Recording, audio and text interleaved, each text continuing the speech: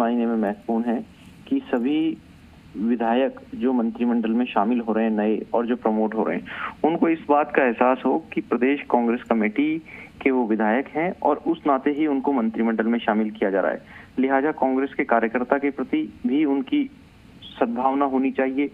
कार्यकर्ता अगर कोई काम बताता है क्षेत्र के जो सामूहिक हित के हैं उनके ऊपर ध्यान दिया जाना चाहिए और ये एहसास कराने का प्रयास है कि आप संगठन के कारण ही जीत करके आए हैं और संगठन से ही सत्ता मिली है।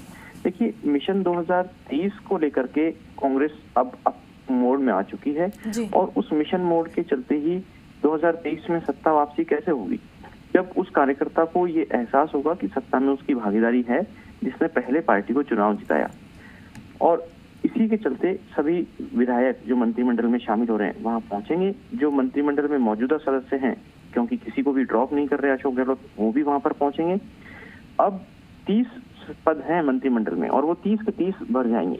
जो आपने बताया, विधायकों के नाम बताए, मंत्रियों के नाम बताए, इनमें खास तौर से बात यह है कि एलिवेशन आप देखिए किस किस का हो रहा है। ममता भूपेश का हो रहा है, भजनलाल जाटव का हो रहा है, शायद इनका नाम गलती से जाट पड़ा गया।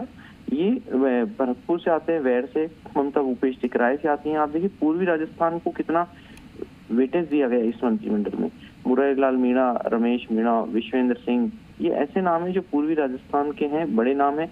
दौसा जिला बहुत छोटा जिला है, महज 5 विधानसभा सीटें और उन 5 में से 3 मंत्री 2 कैबिनेट के होंगे और 1 राज्य मंत्री होंगे। 3 विधायकों को मंत्री पद में जगह दी गई है। तो ये बहुत महत्वपूर्ण बात हो जाती है अपने आप में। और इसी के साथ आप देखिए कि दलित कार्ड भी खेलने की कोशिश के रूप में इसको देखा जा सकता है। 4 मंत्री जो कैबिनेट में आए हैं वो दलित तबके से आते हैं। इसके साथ में ही जो आज मंत्री शामिल होंगे उनमें से 3 मंत्री ऐसे हैं जो अनुसूचित जनजाति से आते हैं। इसमें वागड़ से आने वाले, बांसवाड़ा के बागीदौरा से आने वाले महेंद्रजीत सिंह मालवीय हैं और साथ में रमेश मीणा जो टोडा भीम सपोटरा से आते हैं और इसी तरह मुरारीलाल मीणा जो दौसा से आते हैं। आप देखिए दौसा सामान्य सीट है, वहां से मीणा समाज के हैं मुरारी मीणा, लेकिन वो सामान्य वोटर्स को भी साधते हैं। उनकी समाज में इस तरह की पैठ है। ऐसी ही पैठ रमेश मीणा की है। रमेश मीणा को लाना इसलिए भी महत्वपूर्ण हो जाता है क्योंकि किरोड़ीलाल मीणा जो मीणा समाज के एकमात्र बड़े कद्दावर नेता माने जाते थे पहले, उनकी पत्नी गोलमा देवी को हरा करके रमेश मीणा आए थे। ये चुनाव गोलमा और रमेश मीणा का नहीं था, बल्कि किरोड़ीलाल मीणा और रमेश मीणा का चुनाव के रूप में देखा जाता था। और एक व्यक्ति एक सिद्धांत का जो एक व्यक्ति एक पद का जो सिद्धांत है कांग्रेस में, उसके तहत गोविंद सिंह डोटासरा, हरीश चौधरी और रघु शर्मा के इस्तीफे हो गए। तीनों मंत्री बाहर चले गए हैं, 2 कैबिनेट से 1 राज्य से। लेकिन आप देखिए कि अभी भी जो महेंद्रजीत सिंह मालवीय हैं, गोविंद राम मेघवाल हैं और रामलाल जाट जो भीलवाड़ा के मंडल से आते हैं, जिनको मंत्रिमंडल में शामिल किया जा रहा है, वो भी पीसीसी में उपाध्यक्ष हैं। यानी एक व्यक्ति एक पद के सिद्धांत का फिर से उल्लंघन। लेकिन ऐसी उम्मीद की जानी चाहिए कि आज जब ये तीनों नेता पीसीसी पहुंचेंगे तो पीसीसी उपाध्यक्ष के रूप में संभवतः आखिरी बार पहुंचेंगे। अब आगे से ये मंत्री के रूप में ही पहुंचेंगे। उपाध्यक्ष के पद से इनका इस्तीफा हो जाएगा, यानी उनकी जगह संगठन में नए चेहरे आएंगे। लेकिन एक और पहलू है जो कांग्रेस को और कांग्रेस के कार्यकर्ताओं को थोड़ा सा चिंतित कर सकता है जी। पहले 13 जिले ऐसे थे जिनका कोई प्रतिनिधित्व इस मंत्रिमंडल में नहीं होता था, लेकिन तब 9 पद खाली थे।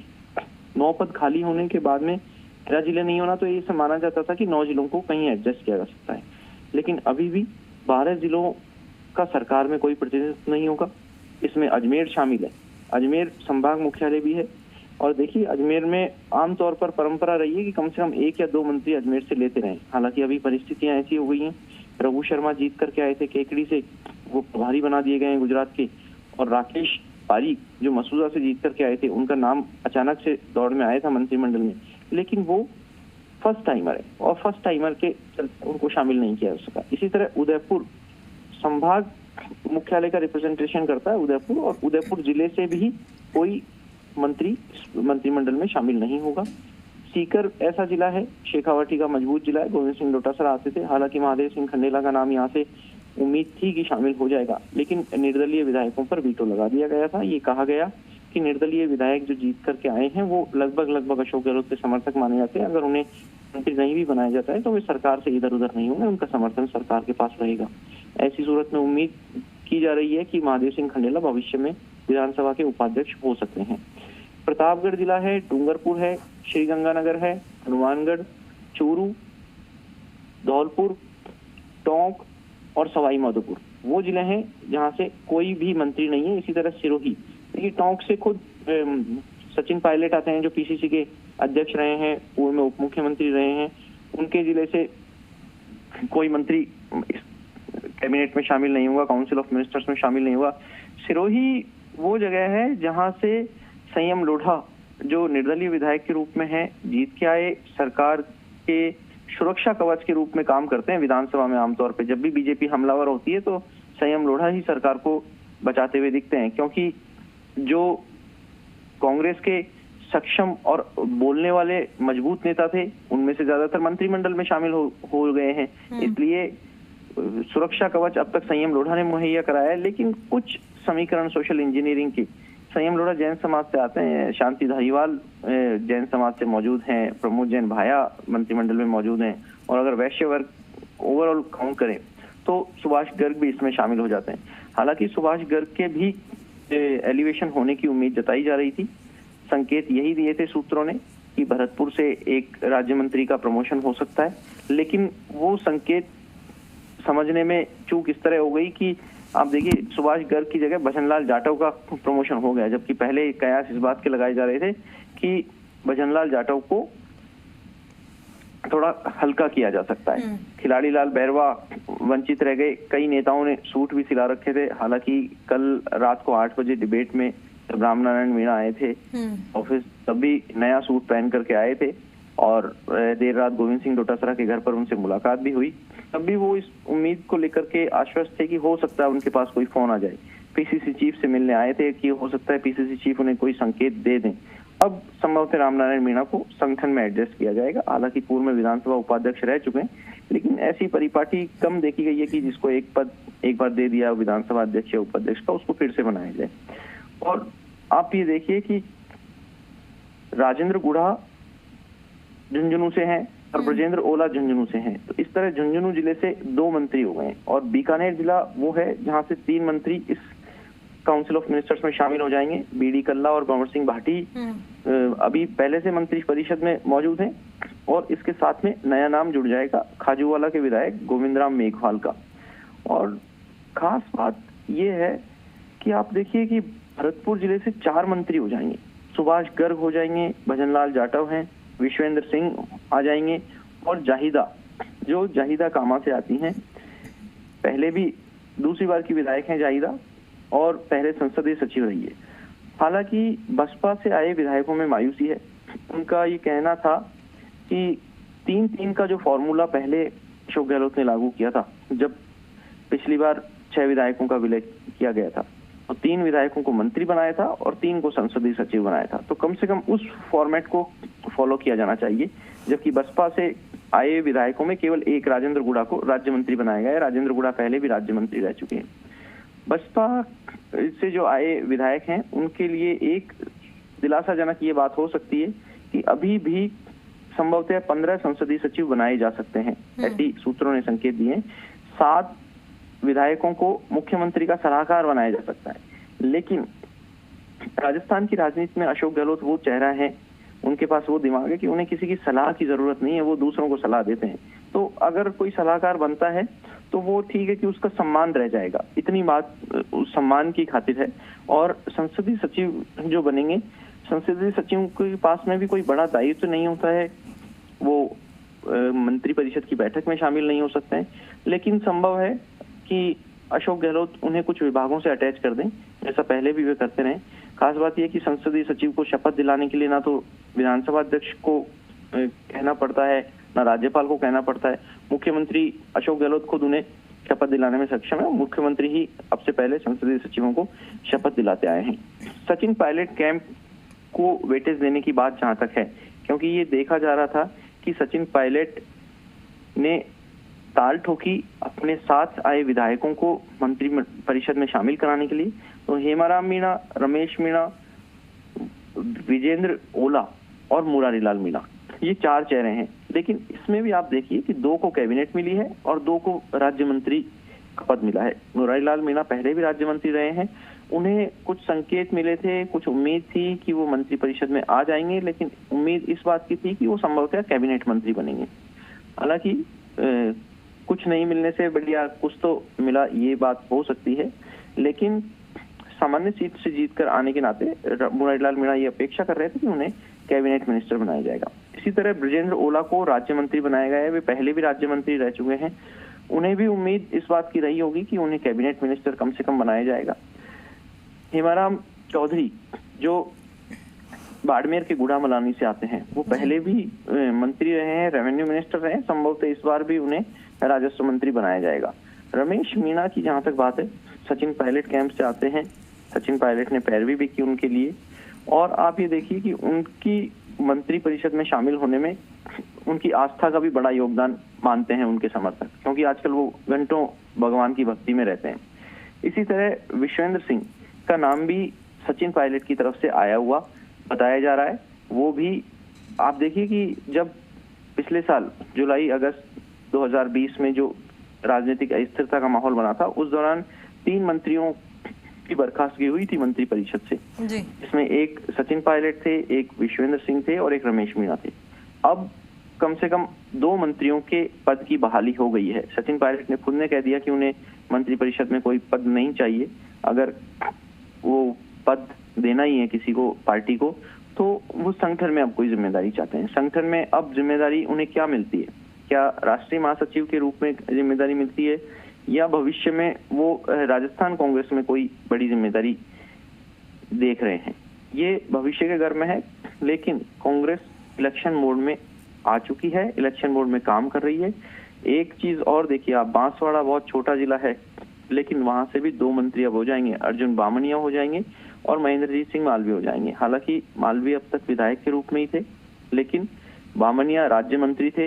अब मालवीय फिर सीनियर हो जाएंगे, क्योंकि उन्हें कैबिनेट मंत्री के रूप में शपथ दिलाई जाएगी। मालवीय तीसरी बार विधायक बने और अशोक गहलोत के करीबी रहे, लेकिन बीच में जब पीसीसी चीफ के रूप में सचिन पायलट ने काम किया, राहुल गांधी की सभाएं वहां पर हुई, तब ये माना जाने लगा था कि मालवीय का कैंप चेंज हो गया और वो सचिन पायलट के लॉयलिस्ट हो गए हैं। इसीलिए पहली बार उन्हें मंत्रिमंडल में शामिल भी नहीं किया गया। लेकिन मालवीय ने अपनी निष्ठा अशोक गहलोत के प्रति भी दर्शाई, और जब राजनीतिक अस्थिरता का माहौल था तो सरकार के साथ भी आए। संभवतः इसी का उन्हें इनाम मिला है। आने वाले चुनाव के समय पार्टी को मजबूत नेताओं की, मजबूत चेहरों की, मजबूत स्तंभों की जरूरत होगी, और दूर की कौड़ी सोच करके ही मालवीय को वहां पर उतारा गया है, जिससे बीटीपी के खिलाफ मुकाबला करने में पार्टी सक्षम हो सके। ठीक है, शशि मोहन आप बने रहे मेरे साथ, और इस बीच सहयोगी मनोहर मेरे साथ जुड़ चुके हैं। मनोहर, देखिए अभी सहयोगी शशि मोहन ने महत्वपूर्ण जानकारी दी, और किस किस को क्या क्या जिम्मेदारी दी गई है, किस आधार पर दी गई है, वो तमाम जानकारी शशि मोहन ने बताई है। आपसे सवाल मेरा ये रहेगा कि 2 बजे पीसीसी में महत्वपूर्ण बैठक है और 4 बजे शपथ ग्रहण समारोह है। बैठक में क्या कुछ फिलहाल जानकारी निकलकर सामने आ रही है, किन किन बातों को लेकर चर्चा हो सकती है फिलहाल? देखिए मनी, ये जिस तरीके से जो प्रयास किया जा रहा है कि पार्टी को संगठित करने का एक मैसेज देने की कोशिश है, और जो शपथ ग्रहण से पहले पीसीसी में सभी विधायकों को बुलाया जाएगा और वहां से बस के माध्यम से राजभवन पहुंचा जाएगा, तो ये एक मैसेज देने की कोशिश है कि पार्टी संगठित है और बिल्कुल कोई मतभेद नहीं है। और अभी इस मंत्रिमंडल के बाद जो और ज्यादा मजबूती से संगठित होकर के 2023 के मिशन के लिए जुट जाएगी पार्टी, और सबको आला कमान का एक जो मैसेज देना होता है कि गुटबाजी से ऊपर उठ करके और पार्टी के लिए काम करना, और जिस तरीके से विपक्ष बटा हुआ है उसका फायदा उठाकर इस बार जो परंपरा बदल करके वापस कांग्रेस की सरकार बनाने के लिए सबको जुट जाना है, तो ये सब मैसेज देने के प्रयास किए जाएंगे। और वहीं जो नए मंत्री बने हैं उनका भी तिलक लगाकर जिस तरीके से एक नई परंपरा जो है बनाई जा रही है कि गोविंद सिंह डोटासरा कह रहे हैं कि सबका तिलक लगाकर स्वागत किया जाएगा और वहां से फिर राजभवन के लिए उनको शपथ के लिए भेजा जाएगा। तो ये कांग्रेस नए सिरे से नया प्रयोग करती हुई नजर आ रही है, और ये प्रयोग कितना कामयाब होगा ये तो आगे देखने वाली बात होगी। शशि मोहन, आपको आवाज मिल रही है मेरी? जी मनी। शशि मोहन, देखिए जिस तरीके से अभी आपने जानकारी दी, और इसमें हमने देखा कि 3 जो महिलाएं उनको मंत्री परिषद में शामिल किया गया है, कुछ राज्य मंत्री ऐसे जिनको प्रमोट किया जाएगा, तो साफ तौर पर ये अगर प्रमोशन का अगर बात कर ली जाए तो प्रमोशन किस आधार पर किया जाएगा? काम के आधार पर किया जाएगा या लॉयल्टी के आधार पर किया जाएगा या साल 2023 में चुनाव होने वाले हैं उस आधार पर किया जाएगा? देखिए मनी, जहाँ तक मंत्रियों के प्रमोशन की बात है तो ये काम के आधार पर है। आप ये देखिए कि भजनलाल जाटव, ममता भूपेश और टीकाराम जूली तीनों का ही प्रमोशन हो रहा है। इसमें से ममता भूपेश और टीकाराम जूली का काम बेहद अच्छा माना जा रहा है और भजनलाल जाटव के काम के साथ में उनकी जातिगत आधार को भी देखा जा रहा है। हालांकि इंट्रोवर्ट हैं, अंतर्मुखी हैं, बहुत कम बोलते हैं, ज्यादा लोगों से खुलते नहीं है, लेकिन अपने क्षेत्र में मजबूत पकड़ रखते हैं। आप इस चीज को भी गौर कीजिए कि टीकाराम जूली जब विधानसभा में आते हैं तो अच्छी तैयारी करके आते हैं, ना सिर्फ अपने विभाग के सवालों की, जबकि हमने देखा कि कभी सहकारिता मंत्री उदयलाल आंजना किसी काम से या तबीयत ठीक नहीं होने के चलते सदन में नहीं आ सके तो टीकाराम जूली ने उनके विभागों के जवाब दिए। और एक मंत्री जब दूसरे विभाग की जवाब बहुत कुशलता से देता है तब उसकी पकड़, उसकी तैयारी, उसके जवाब देने का कौशल ये पता चलता है और उसी आधार पर इनको आगे प्रमोट किया गया। और इन चुनावों में जिस तरीके से काम किया गया, बीच बीच में जो उपचुनाव आए उस तरीके से काम किया, कितना काम किसने किया उसको भी देखा गया है। साथ में जातिगत जो समीकरण है उनको भी साधने की कोशिश की गई है। अब आप ये देखिए, गोविंद राम मेघवाल को अभी शामिल किया गया है मंत्रिमंडल में, आज वो शपथ लेंगे, उनको कैबिनेट मंत्री बनाया गया है। लेकिन अगर पहले से मौजूद टीकाराम जूली और ममता भूपेश को राज्य मंत्री ही रखा जाता तो वो उनके साथ में पूरी तरह से न्याय नहीं होता, इसलिए इन्हें कैबिनेट मंत्री बनाया गया है। आप देखिए 4 ऐसे कैबिनेट मंत्री हो जाएंगे अब इस कैबिनेट में जो दलित समाज से आते हैं। अब तक एक भी नहीं था क्योंकि मास्टर भंवरलाल मेघवाल पहले सामाजिक न्याय अधिकारिता मंत्री थे, उनके निधन के बाद दलित समाज का प्रतिनिधित्व कैबिनेट में नहीं था, काउंसिल ऑफ मिनिस्टर्स में जरूर था। तो इस तरीके से 4 दलित चेहरे हो जाएंगे। महेश जोशी का जिक्र यहाँ पर करना चाहेंगे मनी। महेश जोशी वो व्यक्ति हैं जिनके लिए माना जाता है कि अगर महेश जोशी कोई बात कह रहे हैं जयपुर में तो वो अशोक गहलोत ही कह रहे हैं, यानी उन्हें अशोक गहलोत का जूनियर वर्जन माना जाता है और बहुत विश्वस्त हैं। आपको ध्यान होगा, चाहे एसओजी में जाने की बात हो या मुख्यमंत्री की तरफ से फ्लोर मैनेजमेंट करना, विधायकों को मैसेज देना, सचेतक के रूप में उन्होंने बहुत महत्वपूर्ण जिम्मेदारी निभाई है। अतिशयोक्ति में लोग जयपुर का मुख्यमंत्री भी महेश जोशी को कहते हैं और सभी लोगों से उनकी पकड़ है, आस्थावान है। गोविंद देव जी जयपुर के जो आराध्य हैं उनमें आस्था रखते हैं और संभवतः आप ये मान के चलिए कि जब मैं आपसे बात कर रहा हूँ उसके थोड़ी देर में वो वहाँ दर्शन करने भी मंदिर पहुंच जाएंगे। इसी तरीके से रामलाल जाट जो मांडल से आते हैं, जाट समाज में बड़ा नाम है और हालांकि जाट समाज का बड़ा नाम ब्रजेंद्र ओला भी माने जाते हैं क्योंकि वो शीशराम ओला की लेगेसी, उनकी जो धरोहर है उसको कैरी करते हैं।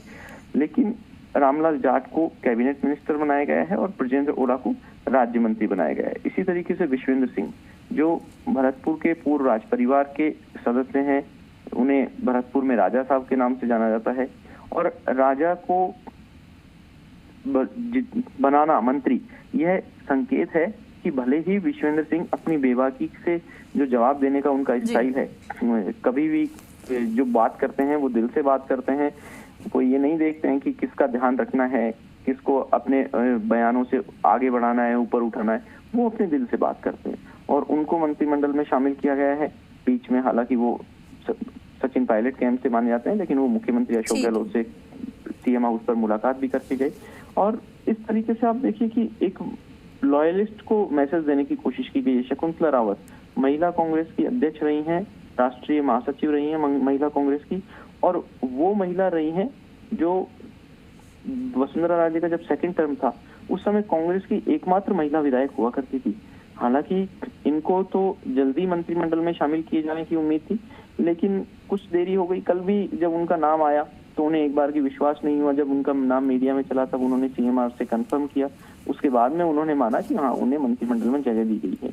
गुर्जर समाज से आती है तो इस नाते ये देखा जाना चाहिए कि गुर्जर समाज का रिप्रेजेंटेशन यहाँ पर शकुंतला रावत के रूप में हो रहा है। हालांकि अशोक चांदना पहले से हैं, उनके भी एलिवेशन के कयास लगाए जा रहे थे क्योंकि जिस तरीके से अभी जो 2 उपचुनाव हुए धरियावद और वल्लभ नगर का, धरियावद में उन्होंने लगातार वहां पर रह करके काम किया, अच्छा काम किया और उसी के नाते ये उम्मीद थी कि संभवतः अशोक चांदना का एलिवेशन हो सकता है, लेकिन अशोक चांदना और सुभाष गर्ग का एलिवेशन नहीं हुआ है। तो इसका कारण यही है कि दोनों अशोक गहलोत के लॉयलिस्ट हैं और वो मुख्यमंत्री के आंख नाक कान अपने क्षेत्र में अपने संभाग के हिसाब से माने जाते हैं। ठीक है, महत्वपूर्ण जानकारी शशि मोहन ने दी। सहयोगी मनोहर जोशी मेरे साथ जुड़े, उन्होंने भी जानकारी साझा की। आप दोनों का बहुत बहुत शुक्रिया। 2 बजे महत्वपूर्ण बैठक बुलाई गई, पीसीसी पे नजर बनाए रखिएगा, अपडेट होगी फिर से आप दोनों के साथ जुड़ेंगे। शुक्रिया तमाम जानकारी देने के लिए इस खबर का। इसी के साथ बुलेटिन फिलहाल इतना ही। देश और दुनिया की तमाम बड़ी खबरों के लिए आप देखते रहिए जी राजस्थान। नमस्कार।